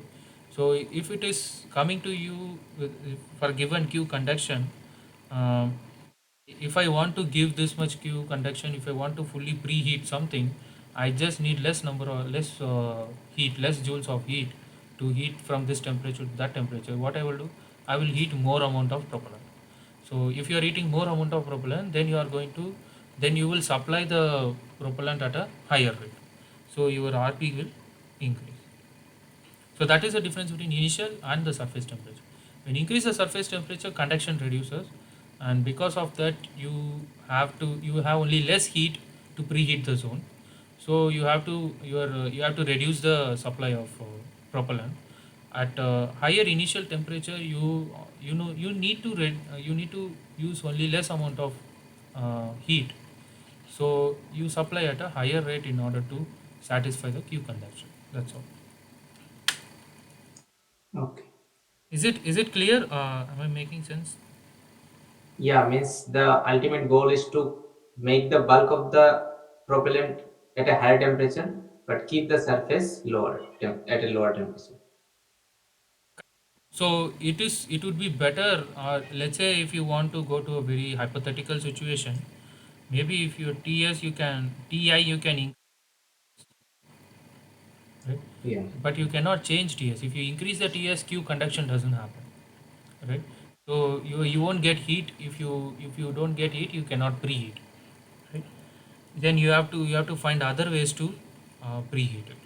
So if you increase the initial temperature, you are going to have increased burning rate because you have lot of heat. If you increase the TS, you will get less heat, so you have to reduce the burning rate. That is the In reality, in real rockets, what will be the TI? Will it not be room temperature only? so there are different there has been studies also in that. It is something called burning rate temperature sensitivity, um, Okay. which studies the effect of temperature in TI temperature in the how the burning rate gets affected because of TI. Okay, it's called burning rate temperature sensitivity studies. So in reality, all the rocket motors they are going to have. Uh, it depends. Some will have ambient temperature. Some might I have. mean, at the beginning of the launch, like at the beginning before ignition. There is, yeah. Right now, I think APHTPP they all have. I think they all have ambient temperature to be the T. Hmm. I think so. After combustion, again, this TI and TS, all this will increase, right? Because of the heat that is going to come back. Yeah, true. So within the combustion chamber, so whatever we do is like um, it's like strand burner studies. It has nothing to do with rockets, right? So we do all these studies for a strand burner, or in the case, what we will do is we will conduct an experiment where we will put this uh, propellant inside some strand, okay, and then we will ignite it in the top. Here we will ignite it and we will see how the flame propagates, and based on that we will study the burning rate. Based on that we will see what is the burning rate. So now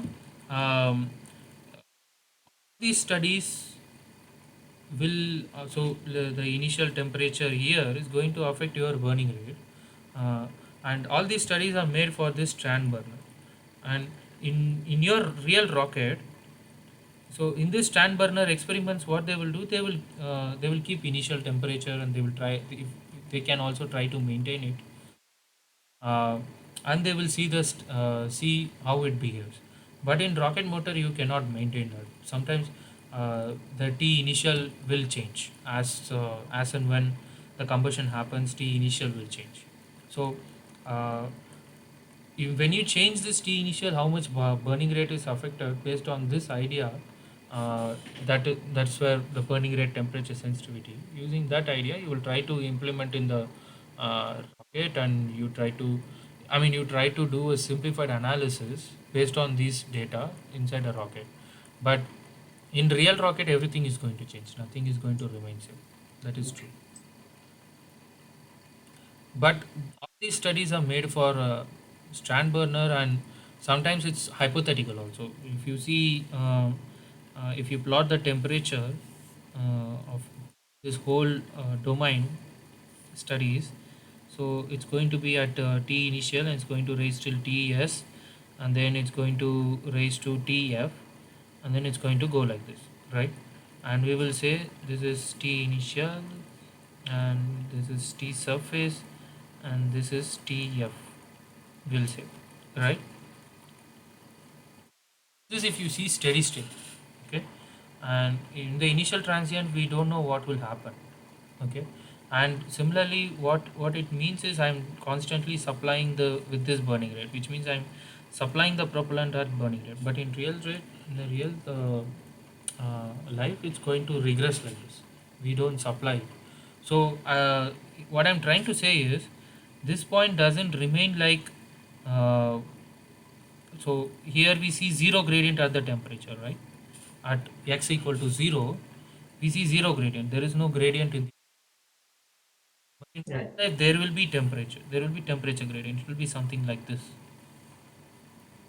It won't be zero gradient like this in a strand burner. So whatever the analysis we did might be working only till this upper part, because after that there will be a rise in temperature from here, and there will be some rise in temperature. So you need to understand where this exactly is applied, or how when this study is conducted, what is kept in mind, what are the assumptions kept in mind. This initial temperature, we'll keep that it is a zero gradient here. If we had some gradient, then what we have to do, we have to take this Q conduction also, because of conduction there will be some um, heat will be lost, right? So that is probably might be you might got confused here. So here again, T from Ts there can be a gradient, right? Again similarly, beyond that there is no gradient, right? Right. Right. So all these things depends on what is the assumptions we have, okay? So that you need to take into account. In real life everything changes, that is true.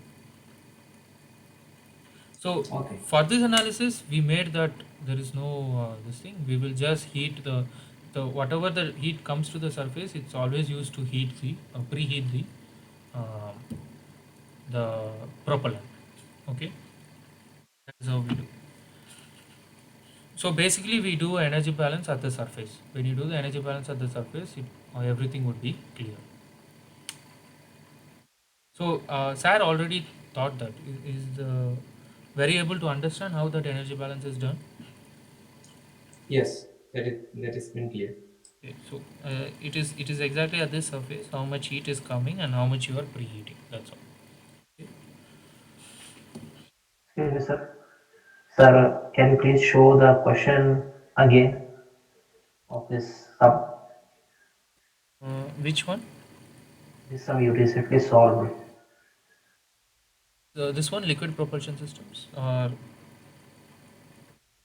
Uh, is the assignment sum? Or we get assignment sum, question number 10. okay, VK question number 10.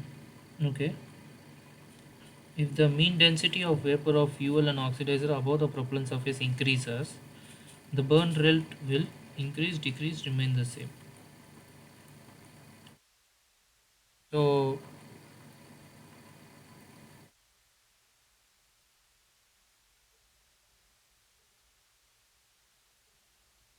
So you have a propellant here. Is that your question, Virish? Yes, sir. This is question. So you have a propellant here. They are telling the mean density of the vapor of fuel and oxidizer above the propellant surface increases.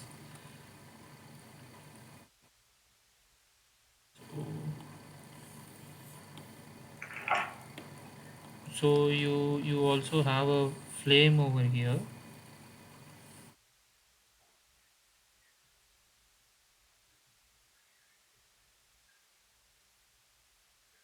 Above the flame or above the propellant surface increases. They're telling above the propellant surface it's increase. So row of gases here increases. Now what happens with the burning rate? Hmm. Yes, sir. So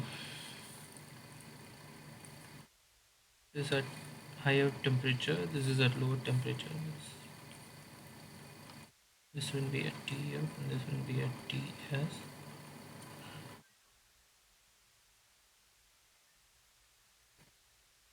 What are the things happening here, right?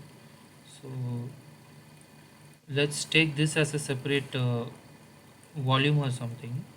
Here the temperature is Ts, here the temperature is Tf, and I have some box containing some raw gas. Okay, so now if you do analysis, okay, so uh, uh, in this control volume, how would you do it?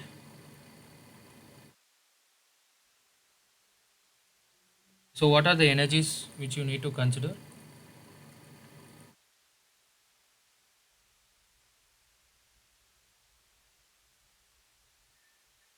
Are you getting what I'm trying to say?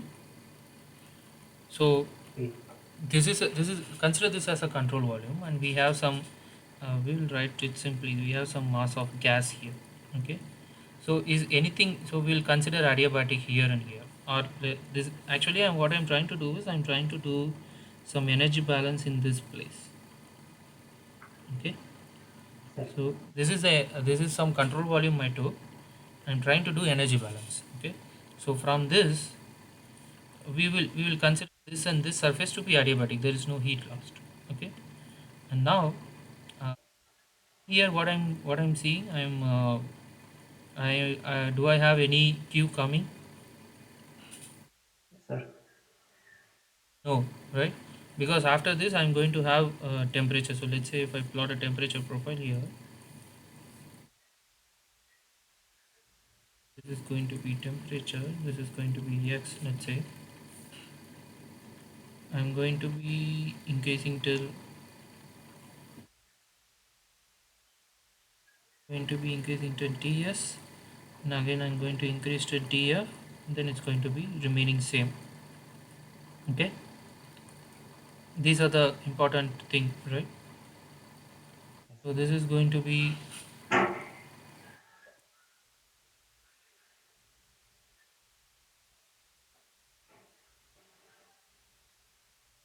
so this is Sir, at what, sir? TS, this is at T initial, right? This is the surface and this is the flame. Okay, this is some TF. Now from here, is there any Q coming in? Because there's no gradient, so there's no conduction is going to come inside, right? Let's ignore radiation for a second. Okay, um, in this analysis also we did the same thing. So there is no heat coming in. Okay, is there any heat going out on the surface? Is there any heat going out? Something is going out, right? Because that Yes, is sir. going to drive the burning. That is going to tell me how much burning rate I should give. That is going to preheat by propellant, right? So what is this Q conduction? So now if you want to do the balance, how do you do the balance? So m dot gas into Cp into delta T is going to be Q conduction, right? Or it should be minus Q conduction. So um, uh, how do you put it? So basically I want to do So throughout I'm heating. So how do you do? E dot storage is equal to E dot in minus E dot out plus E dot generation. This is your energy conservation, right? So what is this E dot out? It's going to be rho Cp dt by dt, which is going to be E dot in. There is no incoming, and it is going to be Q conduction. Something is going out, right? So and this is going to be minus k dt by dx. Okay. Now, uh, so if you assume steady state, this is going to be 0. There is not going to be much increase. So did they assume steady state? Sorry,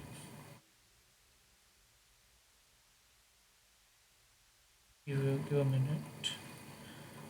If the mean density of vapor or fuel oxidizer above the propellant surface increases, the burn rate will increase. Answer is increase. This is formula of EST, Formula? means density of Cp dt by capital dt by small dt. Mm-hmm. It means a formula of E dot xt also. Means it's a formula of E dot st. E dot st is E dot energy stored, right? So Is energy stored. stored within the gas is going to be rho times Cp times the change in temperature for a change in time, right? So it all are in terms of dot, right? So for a given change in temperature, a change in time, how much energy is stored in, how much energy is coming in, how much energy is going out, plus how much energy is generated. So this is a energy balance equation which we usually do in heat transfer. So I don't know whether you're aware of it, but hmm, if you assume, but if you assume steady state, I don't see any dependence of rho.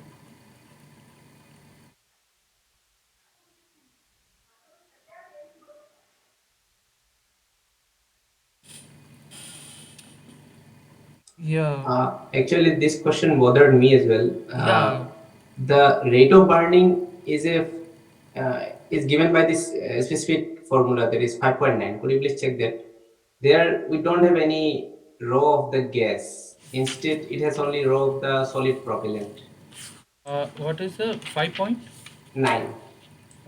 I do not have 5.9 in my. Okay, what is the? Is it variation of burn rate with size of the rocket? What is the heading? Can you read out the heading? It's within 5.1.2. Okay, 5.2. Okay, 5.9. So this one you're telling. So it doesn't have density at all in it. So even my analysis tells the same thing.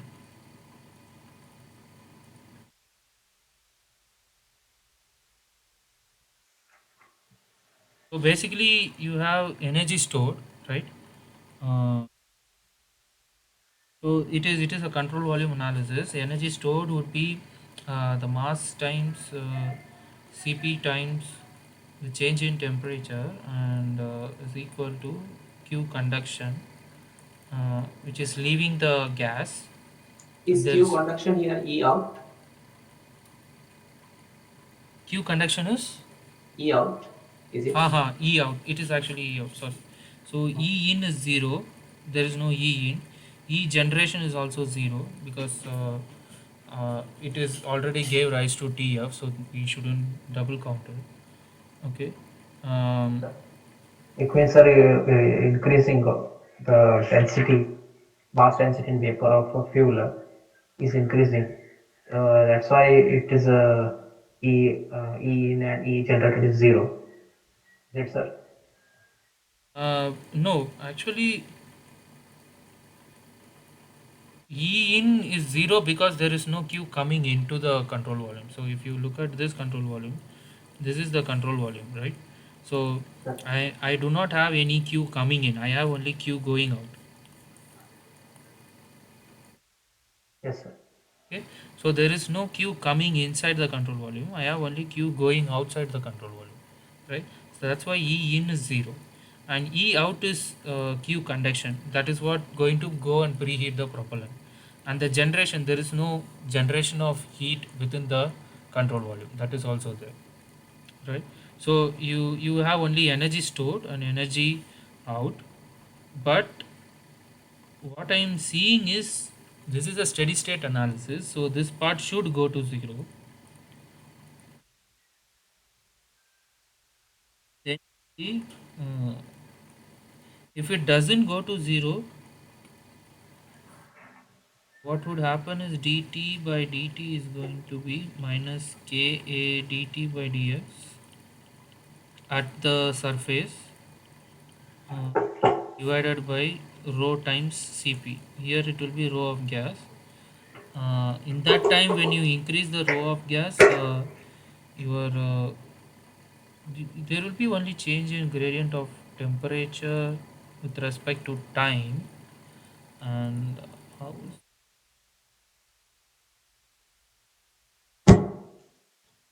entirely sure.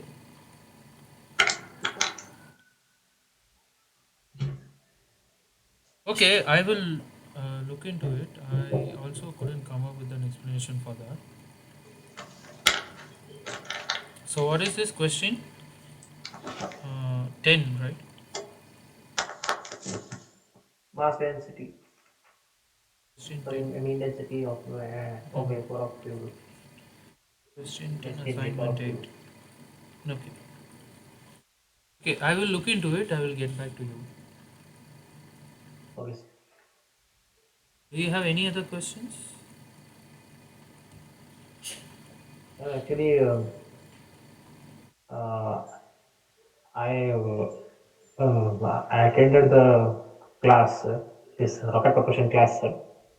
My first class was 8th week because my exam was going on, so that's why I can't able to attend from week 1 to week 7. Okay. My exam is when my exam is over, I attended the class. It was a week 8, and so I suggest them don't about it means where to watch the videos Okay, okay. So and it is here only. So there is this problem solving session, right? yes sir, If you click it, you can open this problem solving session. yes sir, Then here we have, it will open Google Sheets, and here you can get all the YouTube links I have. Okay, and you can also which check website the sir? folders. Website sir, which website? It's the NPTEL website. This is from the NPTEL website you can get it. NPTEL website sir. So this is the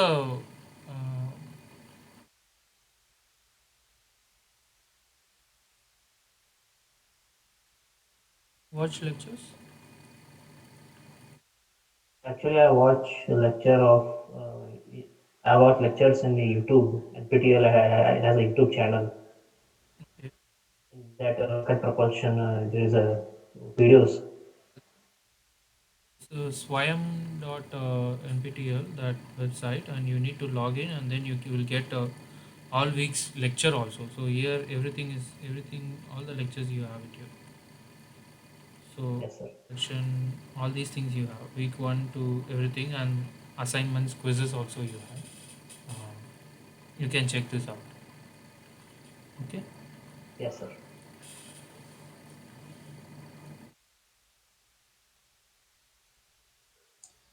Week 6 and week 7 and week 6, yeah, of Nikhil, those have not been uploaded yet.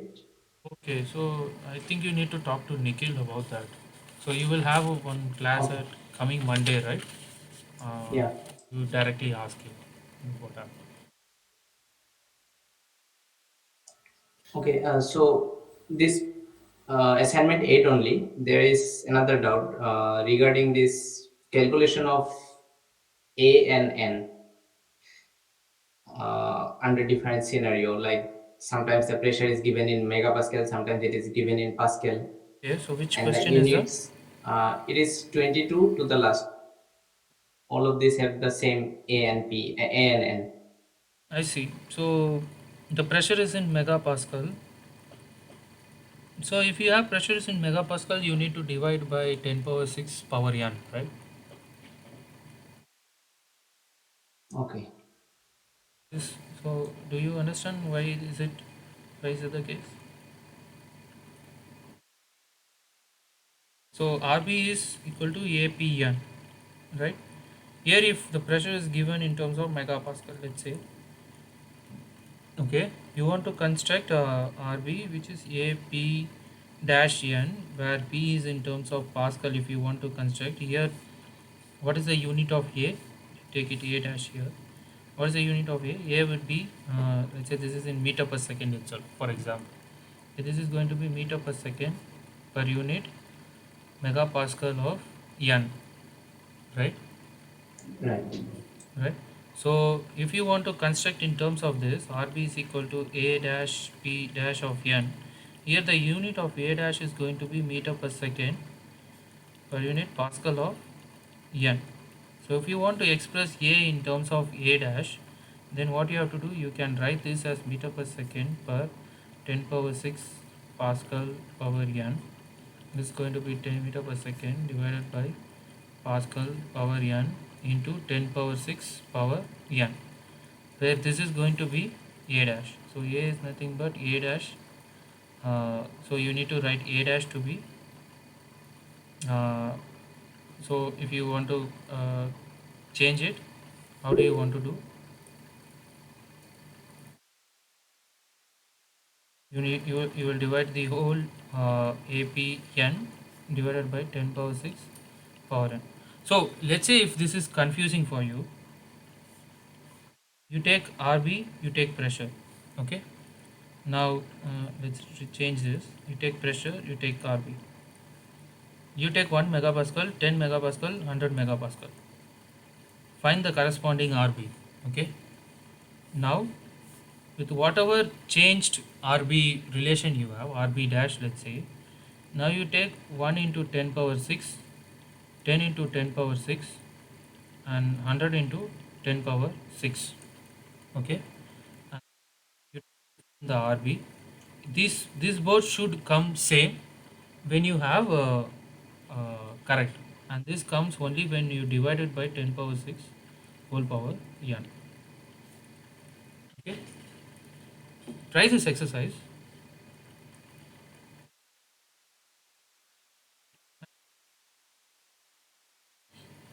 So you just need to express this in terms of A dash by 10 power 6 whole power n, and then you need to put it in this relation RB dash.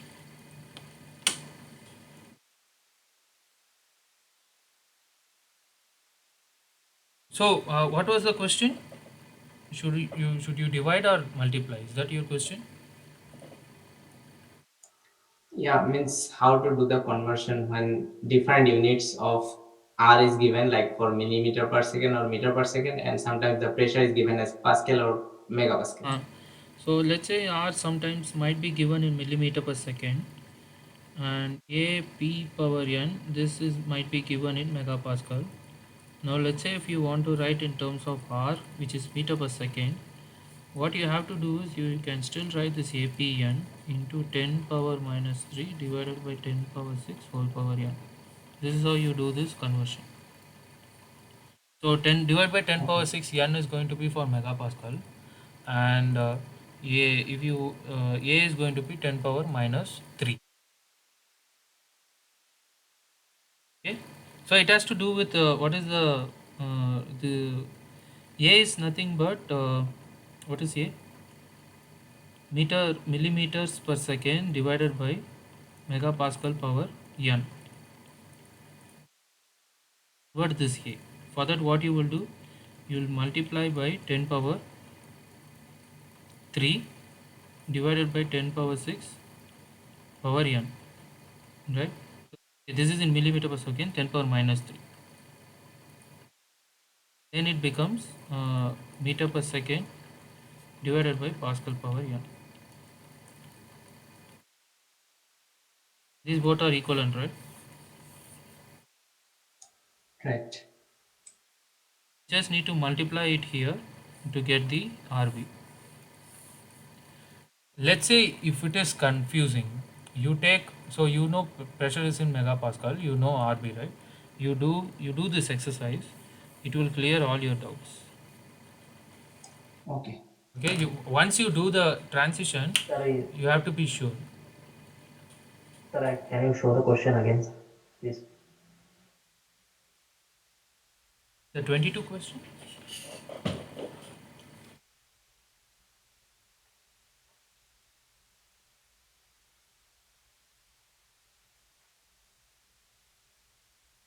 Yes.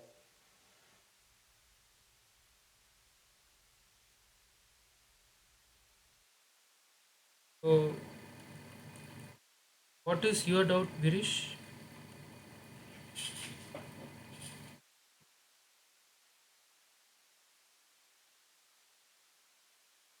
Yes, sir. Do you have any doubts in this?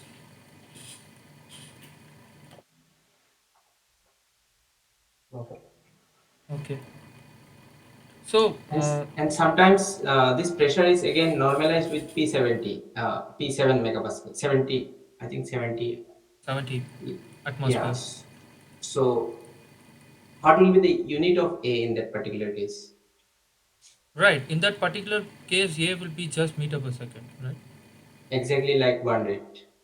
Exactly. Same like burn rate. Yeah. Okay, okay. At that time, A will be R70. A70, okay. R70 equal to A70. Okay. P R70. Um, so you have R70 is equal to A times P, which is 70 power n, right? So A will be nothing but R70 by 70 power n. And then sometimes if you write RB to be in terms of that, RB is nothing but A times P power n. So what you do, you divide it by 70, right? This is what you are telling. Yeah. When you do that, what you have to do is uh, so 70, so divided by 70 power n is going to be A by R70, right? You added 1 divided by 70, so you need to multiply by um, 70 divided by A, so that it gets cancelled. So you have, it's going to be RB. At that time A gets cancelled, so RB will be nothing but R70 times P by 70 n. So this is just to generalize, or this is just to remove A. So in this case A becomes R70 and A is not anymore millimeter per second per Pascal per n. Instead it will be just meter per second. Okay. In this particular expression, the units will always remain same, I guess. Yeah, in this yeah, you can take if 70 here it is in atmosphere, so P should be in atmosphere. That you need to take care. Either 70 atmosphere or 7 megapascal. It is 70 atmosphere, I guess. 70 atmosphere, 7 megapascal, both are same. Okay. Yeah, yeah. Yeah. It is in megapascal. If they give in megapascal, then you need to write P by 7. If it is in atmosphere, then you need to write P by 70. If it is in Pascal, then you need to write P by 70 times 10 power 5. What is so special about this 70 atmosphere? So that is it's a standard. It's at 70 atmosphere. What is your burning rate? So it's just create a baseline or standard so that you can compare with the different propellants.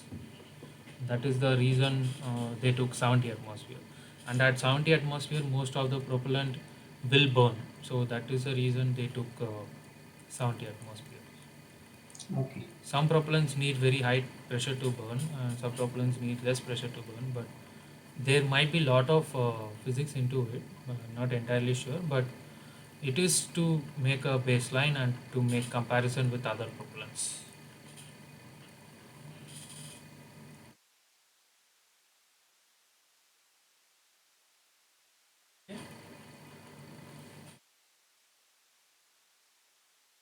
There are no more questions. So Satish said good night. Okay, thank you.